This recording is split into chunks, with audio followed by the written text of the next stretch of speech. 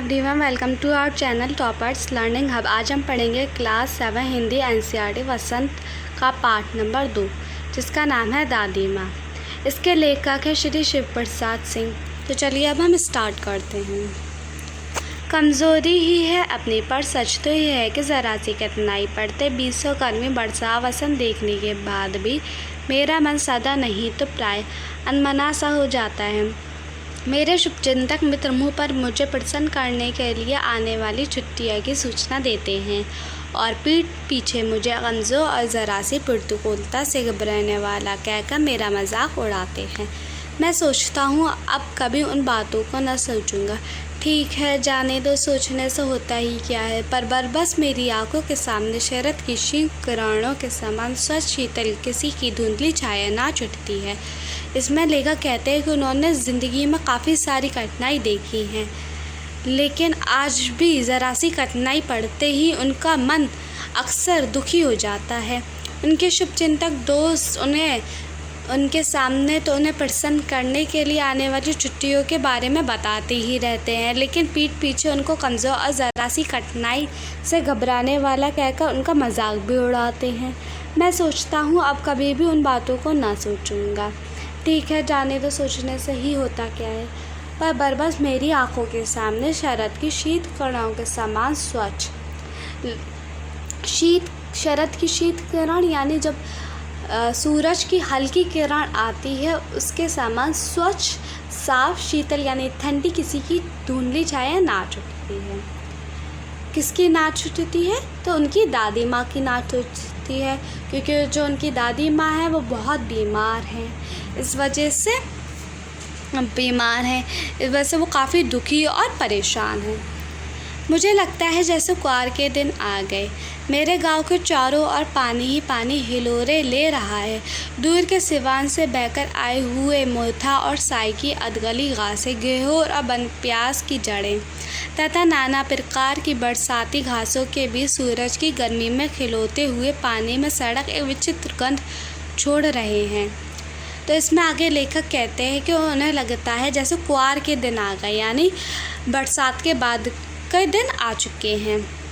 मेरे गांव के और पानी ही पानी हिलेरा ले रहा है। दूर के सिवान से बहकर आई हुई मोथा और साई की अधगली घास। इसमें घासों की बात की गई है। दूर के सिवान से मोथा, साई की अधगली घासें, गोरबन, प्याज की जड़ और नाना प्रकार की बरसाती घासों के बीच सूरज की गर्मी में खौलते हुए पानी में एक विचित्र अनोखी गंध छोड़ रही हैं।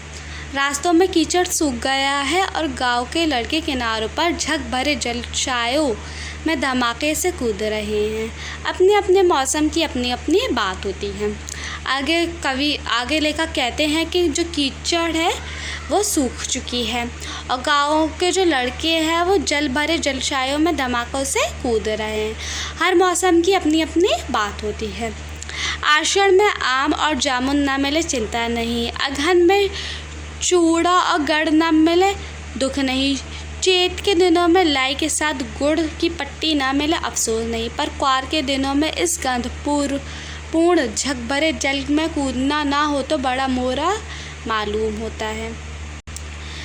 आषाढ़ यानी आषाढ़ एक महीना होता है। आषाढ़ में आम और जामुन ना मिले कोई चिंता नहीं, अगहन में चुड़ाऊ और गुड़ ना मिले दुखी नहीं, चैत के दिनों में लाई के साथ गुड़ और पत्ती ना मिले अफसोस नहीं, पर कुआर के दिनों में इस गंध यानी बदबू भरी जल भरे जाने में कूदना ना पड़े तो बहुत बुरा लगता है।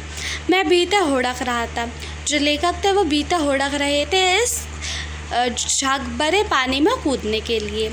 2-1 दिन ही तो कूद सके थे। नहा धोकर बीमार हो गए। हल्की बीमारी ना जाने क्यों मुझे अच्छी लगती है। थोड़ा थोड़ा ज्वर है, सर में साधारण दर्द और खाने के लिए दिन भर नींबू और साबु, लेकिन इस बार ऐसी चीज़ नहीं थी। ज्वर जो चढ़ा तो चढ़ता ही गया, रज़ाई पर रज़ाई और उतरा रात 12 बजे के बाद। 1-2 दिन ही तो कूद सके थे, नहा धोकर बीमार हो गए। लेखक कहते हैं कि उन्हें ज़रा सी सर्दी तो अच्छी लगी है, लेकिन इस बार जो ज्वर चढ़ा था वो चढ़ता ही चढ़ा गया, रज़ाई पर रज़ाई और उतरा रात के 12 बजे के बाद। लेखक कहते हैं कि दिन में चादर लपेटे सोया था, दादी माँ आई, शायद नहा कर आई थी झाग वाले पानी में। पतले दुबले स्नेह सने शरीर पर सफ़ेद किनारीहीन धोती, पतला और दुबला नहाते हुए यानी गीले शरीर पर सफ़ेद धोती, सन से सफ़ेद बालों के सिरों पर सग, टपके हुए जल की शीतलता। जो सफ़ेद बाल हैं उनकी जल की ठंडक, शीतलता यानी जल की शीतलता, टपकते हुए पानी की। आते ही उन्होंने सर और पेट छुआ। आंचल की गांठ खोल किसी अदृश्य शक्तिधारी के चबूतरे की मुट्ठी मुंह में डाली, माथे पर लगाई, दिन रात चरपाई के पास बैठी रहती। कभी पंखा चलती, कभी जलते हुए हाथ पैर कपड़े से सहलाती, सर पर दालचीनी का लेप करती और 20 बार छू छू कर ज्वर का अनुमान करती। आंचल की गांठ खोल किसी अदृश्य शक्तिधारी के चबूतरे से मिट्टी मुंह में डाली, माथे पर लगाई और दिन रात चरपाई के पास ही बैठी रहती थी दादी माँ। कभी पंखा करती तो कभी कपड़े से हाथ पैर सहलाती, सर पर दालचीनी का लेप लगाती और बार बार ज्वर का छू छू कर अनुमान लगाती रहती। हांडी में पानी आया कि नहीं, उसे पीपल की छाल में झोंका के नहीं, खिचड़ी में मूंग की दाल एकदम मिल तो गई है, कोई बीमार के घर में सीधे बाहर से आकर तो नहीं चला गया, आदि लाखों प्रश्न पूछ पूछ कर घर वालों को परेशान कर देती।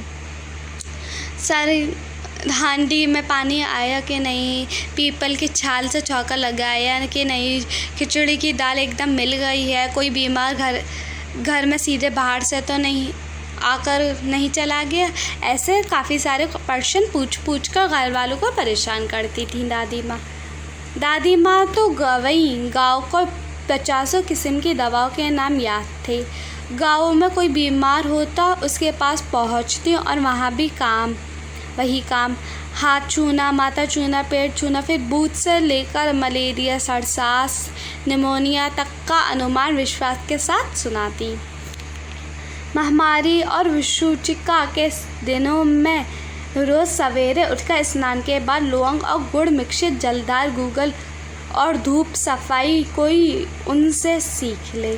दवा में देर होती, मिक्सी या शहद ख़त्म हो जाता, चादर या गिलाफ नहीं बदले जाते तो वैद्य जैसे पागल हो जाती। बुखार तो मुझे अब भी आता है, नौकर पानी दे जाता है, मेस महाराज अपने मन से पाकर खिचड़ी या साबु, डॉक्टर साहब आकर नाड़ी देख जाते हैं और कोनैन मिक्सचर की शीशी की तीताई के दर्द से बुखार भाग भी जाते हैं, पर न जाने क्यों ऐसा बुखार को बुलाने का जी नहीं पड़ता। दादी माँ को दवाएं गाँव के कम से कम 50 किस्म की दवाओं के नाम याद थे। गाँव में अगर कोई बीमार पड़ता तो उसके पास पहुँचती और वही काम, हाथ छूना, माथा छूना, पेट छूना, फिर मलेरिया, सरसास, निमोनिया तक का अनुमान विश्वास के साथ बताती। महामारी और विषुचिका के दिनों में रोज़ सवेरे स्नान यानी नहाती और लौंग और मिश्रित जल धार करती और गूगल यानी गरारा और धूप लेती। सफाई कोई उनसे सीखे।